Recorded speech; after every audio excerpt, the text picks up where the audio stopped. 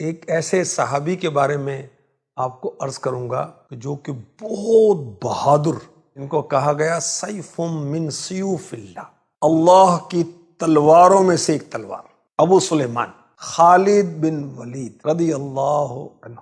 سفر المظفر 7 ہجری کو آپ نے قبول اسلام کا شرف حاصل کیا۔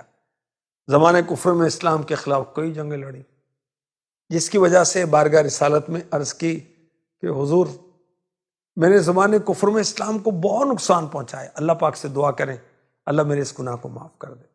تو آخری نبی مکی مدنی صلی اللہ علیہ وآلہ وسلم نے فرمایا اے خالد، اسلام قبول کرنا پہلے کے سب گناہوں اور غلطیوں کو مٹا دیتا ہے۔ ان کو یہ شرف حاصل ہوا کہ میرے آقا صلی اللہ علیہ وسلم دوسرے ملکوں کے بادشاہوں کو خط جو بھجواتے وہ آپ سے لکھوایا کرتے تھے۔ پیارے آقا علیہ الصلوۃ والسلام نے فرمایا خالد کو تکلیف نہ دو، بے شک خالد اللہ کی تلواروں میں سے ایک تلوار ہے۔ رعب دبدبہ بہت تھا آپ کا نام سن کر دشمن کانپ جاتے تھے۔ جتنی جنگیں لڑی اللہ نے کامیابی دی۔ کامیابی کا راز کیا تھا؟ میرے آقا علیہ الصلوۃ والسلام کے منہ مبارک، بال مبارک یہ تبرکن اپنی ٹوپی میں رکھتے تھے، اور ان پاکیزہ بالوں کی برکت سے آپ خود فرماتے مجھے اللہ پاک نے کامیابی عطا فرمائی۔ ٹوپی جان سے عزیز تھی کیونکہ اس میں جان سے عزیز آقا صلی اللہ علیہ وسلم کے بال مبارک تشریف فرماتے۔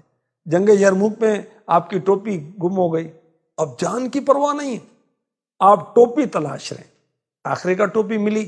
لوگوں نے کہا کہ اتنا گھمسان کا رن تھا، کیسی جنگ ہو رہی تھی اور آپ کو ٹوپی کی فکر تھی؟ فرمایا اس ٹوپی میں پیارے نبی صلی اللہ علیہ وسلم کے مبارک بال تھے، جس لڑائی میں یہ ٹوپی میرے پاس رہی مجھے کامیابی ملی۔ جنگ کے نصرین میں لڑائی کے دوران ایک موقع آیا، آپ اور آپ کے رفقا دشمن کے گھیرے میں آ گئے۔ حضرت رافی رحمۃ اللہ علیہ نے عرض کی ہماری شہادت کا وقت آ چکا۔ کہا اللہ کی قسم سچ کہا، میں اپنی ٹوپی ساتھ لانا بھول گیا ہوں۔ اللہ کا کرم کیا ہوا، دوران جنگ آپ کی زوجہ محترمہ نے ٹوپی آپ تک پہنچا دی۔ ٹوپی کو سر پہ سجایا، رومی لشکر پر حملہ کر دی اور رومی لشکر کی اگلی پچھلی صفیں الٹ دی، یہاں تک کہ سارا لشکر بھاگ کھڑا۔ جنگ مرج القبائل میں آپ کسی وجہ سے شریک نہ ہو پائے اور مسلمانوں کا سامنا تھا کئی گنا زیادہ رومیوں کے لشکر سے۔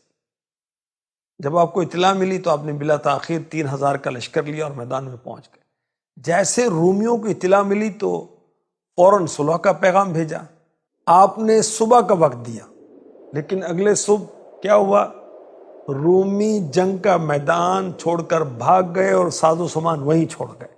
7ویں پشت میں میرے آقا علیہ الصلوۃ والسلام سے جا کر سلسلہ نسب ملتا ہے، صدیق اکبر سے ملتا ہے، حضرت مرہ رحمۃ اللہ علیہ سے۔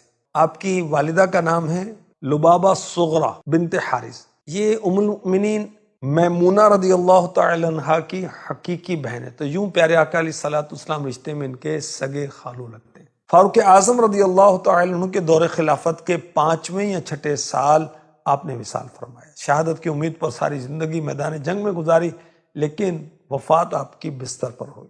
فرمایا کرتے میں فلاں فلاں جنگوں میں حاضر رہا، میرے جسم میں ایک ہاتھ بھی ایسی جگہ نہیں جہاں تیر تلوار یا نیزے نہ لگے ہوں۔